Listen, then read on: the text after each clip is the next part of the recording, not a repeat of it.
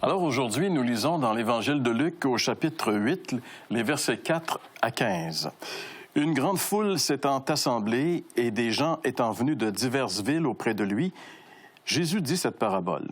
Un semeur sortit pour semer sa semence. Comme il semait, une partie de la semence tomba le long du chemin, elle fut foulée aux pieds et les oiseaux du ciel la mangèrent. Une autre partie tomba sur le roc. Quand elle fut levée, elle sécha parce qu'elle n'avait point d'humidité. Une autre partie tomba au milieu des épines, les épines crurent avec elle et l'étouffèrent. Une autre partie tomba dans la bonne terre. Quand elle fut levée, elle donna du fruit au centuple. Après avoir ainsi parlé, Jésus dit à haute voix que celui qui a des oreilles pour entendre, entende. Ses disciples lui demandèrent ce que signifiait cette parabole. Il répondit, « Il vous a été donné de connaître les mystères du royaume de Dieu, mais pour les autres, cela leur est dit en parabole, afin qu'en voyant, ils ne voient point, et qu'en entendant, ils ne comprennent point. » Voici ce que signifie cette parabole. La semence, c'est la parole de Dieu. Ceux qui sont le long du chemin, ce sont ceux qui entendent, puis le diable vient et enlève de leur cœur la parole, de peur qu'ils ne croient et soient sauvés.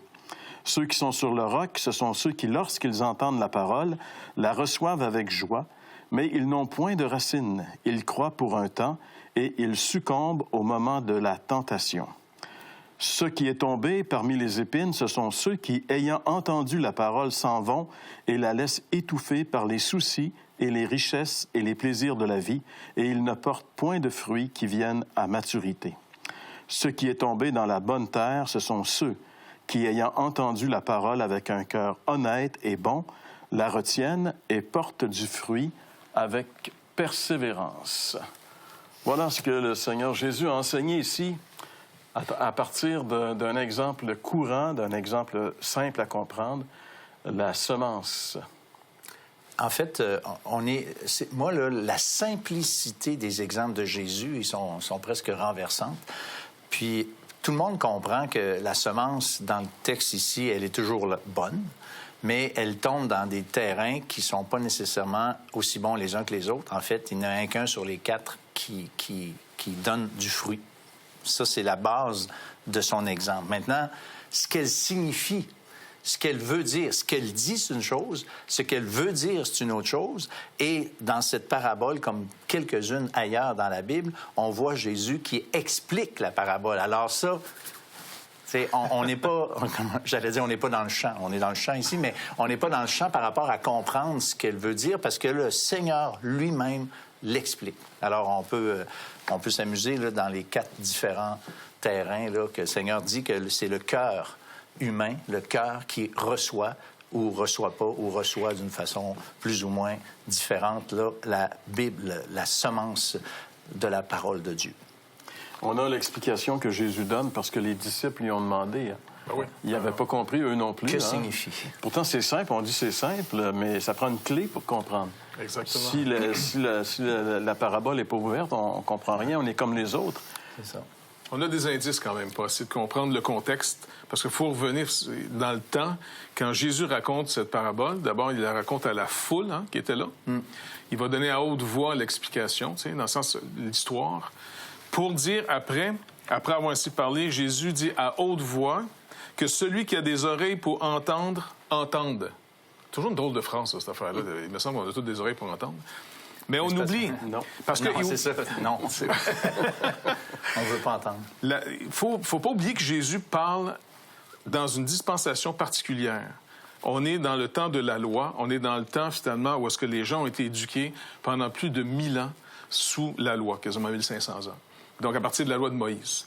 Il y a des sentences, parce que c'est une alliance avec des conditions, mais aussi avec des promesses. Donc, où tu fais juste comprendre les règlements, mais tu ne comprends pas finalement pourquoi ça t'amène aux promesses. Donc, Israël, dans toute sa rébellion continuelle, sont un peuple rebelle et contredisant à la parole de Dieu. Et bien, finalement, quand Jésus arrive à son époque, s'il donne cette petite phrase, que celui qui a des oreilles pour entende. Maintenant, ça fait référence à où, ça, dans la Bible? Ésaïe, chapitre 6. Exactement. Ésaïe, quand il y a cette révélation, il est sûr qu'il est perdu lui, avec comme le reste du peuple. Le Seigneur va dire, tu sais, ton péché est expié. Il va dire maintenant, qui ira pour nous? Dieu dit ça. Qui va parler pour nous? Et puis Ésaïe, envoie-moi, tu sais. Et là, il lui dit tout de suite après, ils entendront. Ils vont entendre, mais ils Vas-y, mais tu vas parler à un peuple au fond rebelle. Tu vas leur parler jusqu'à ce qu'ils se ferment les oreilles. Et il va y avoir un jugement sur ce peuple. Ils ont des yeux pour voir, mais ils verront pas. Ils vont avoir des oreilles pour entendre, mais ils n'entendront rien. En d'autres mots, ils ne vont pas saisir les évidences que je vais mettre devant eux. C'est un jugement qui est sur cette génération. Absolument. Il y a un jugement. Tout à fait. Donc ça, c'est pour enlever l'idée, encore une fois, que Dieu est tellement bon, qu'il est bonasse, et puis on peut faire ce qu'on veut, de toute façon, c'est pas grave, tout le monde va être sauvé. Cette génération-là, il y a peu de gens qui ont été sauvés, et pourtant, aucune génération dans toute l'histoire de l'humanité a eu une visite aussi intense qu'eux. Je dis, tu donc, il y avait quoi dans les oreilles pour rien entendre? Il y avait quoi devant les yeux pour rien voir? Ils ont vu des milliers de guérisons, ils ont vu des résurrections, ils ont vu des gens avec des esprits de possession qui étaient fous-braques être délivrés d'un coup. Je dis, ils ont tout vu.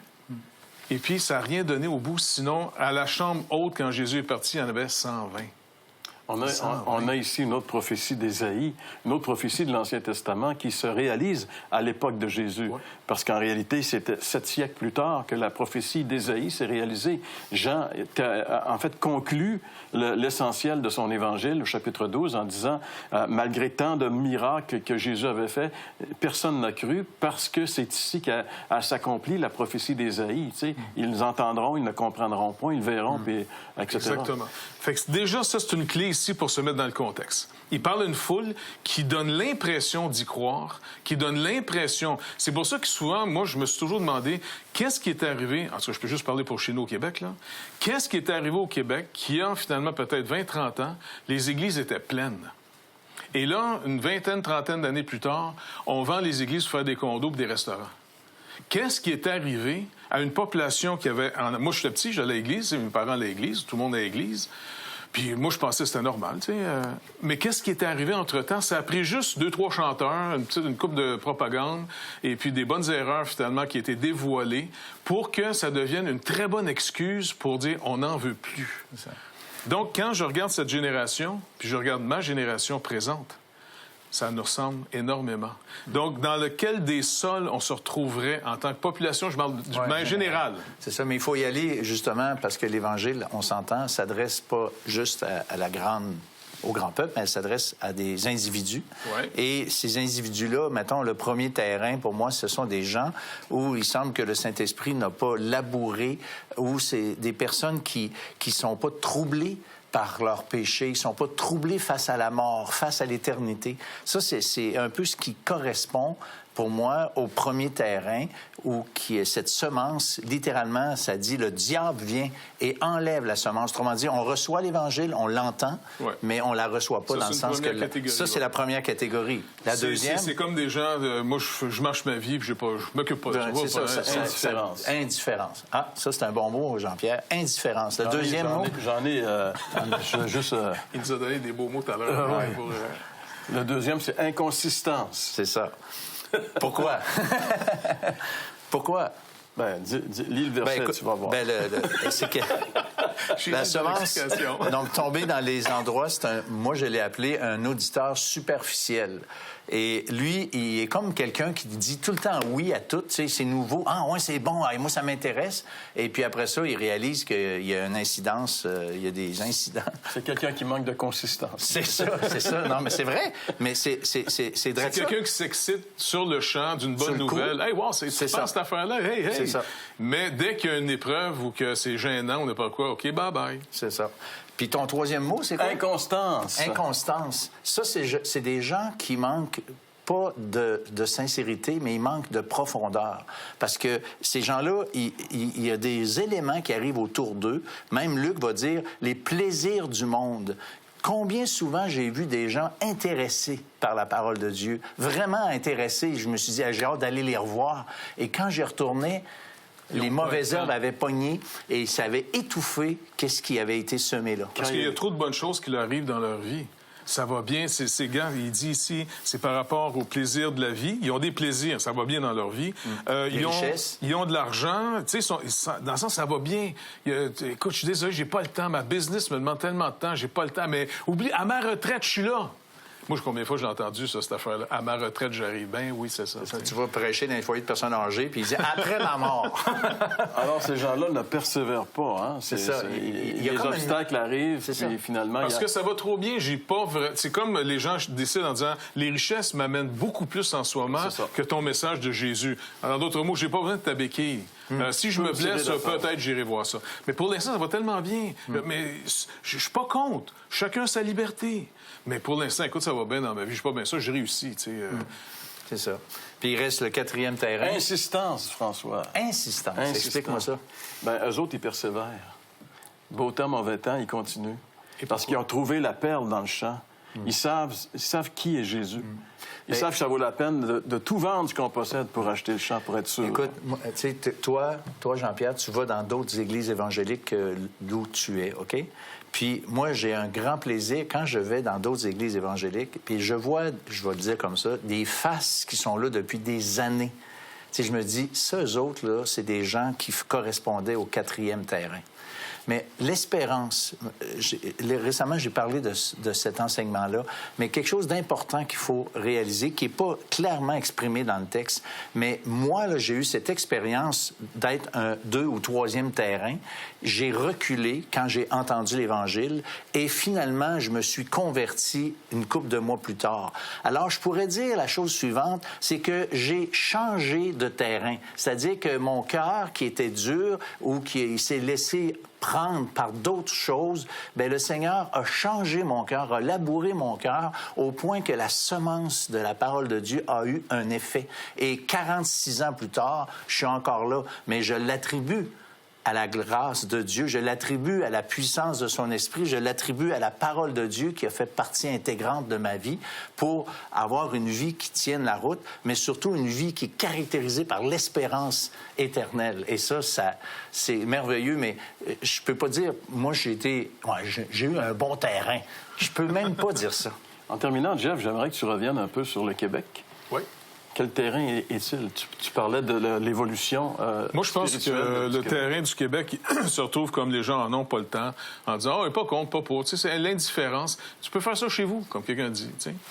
Et puis, on présente aussi le 2e terrain. D'un fois, on voit des gens venir. Il y a un certain enthousiasme, il y a des problèmes, il y a des crises qui arrivent. Ils peuvent arriver à l'Église. Mais tu te demandes pourquoi ils sont venus. C'est-tu à cause des programmes qu'on a, ainsi de suite, tu sais. Mais moi, je pense que c'est surtout le premier terrain, l'indifférence. Je m'en vais quelque part dans la vie, je me promène sur la planète. 2, écoute, j'ai pas le temps, je pars une business, ça va bien dans ma vie, je viens d'acheter une maison. Écoute, tu sais, dans le sens, les gens, là, c'est les voyages. On a des opportunités que nos grands-parents n'avaient pas du tout. Ouais. Moi, je me rappelle, mon oncle, ma tante étaient les premiers chez nous qui avaient fait un voyage en dehors du pays, en Grèce. Ils avaient gagné ça à la télévision.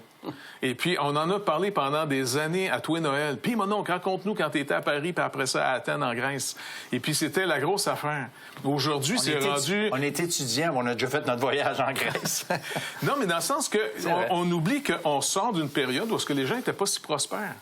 Maintenant qu'on a une prospérité, c'est comme, OK, j'ai pas le temps de m'occuper de l'Évangile. Moi, j'ai une vie à vivre. Tu sais, laissez-moi profiter. Puis on entend combien de fois, t'as juste une vie à vivre. C'est pas vrai. C'est malheureusement pas vrai. Parce que la vie, elle n'arrêtera pas juste ici. Il y a quelque chose qui s'en vient après, puis il y a des conséquences de ce qu'on fait en ce moment. Donc, moi, je pense que le terrain, on doit prier que Dieu laboure. Un cultivateur, ça laboure. Ça travaille fort pour que la semence puisse pénétrer le sol. Alors, vous qui nous écoutez, vous venez d'entendre que votre cœur est un des 4 que Jésus a énumérés. On espère que le vôtre, c'est le 4e, le bon terrain où la parole de Dieu est semée et elle germe et elle porte du fruit. Comment est-ce que ça est possible, encore une fois? Eh bien, c'est notre ami Jean-François qui va nous expliquer tout ça après la pause. Vous avez des questions ou des commentaires sur ce que vous venez d'entendre? Contactez-nous par téléphone ou réagissez sur les médias sociaux.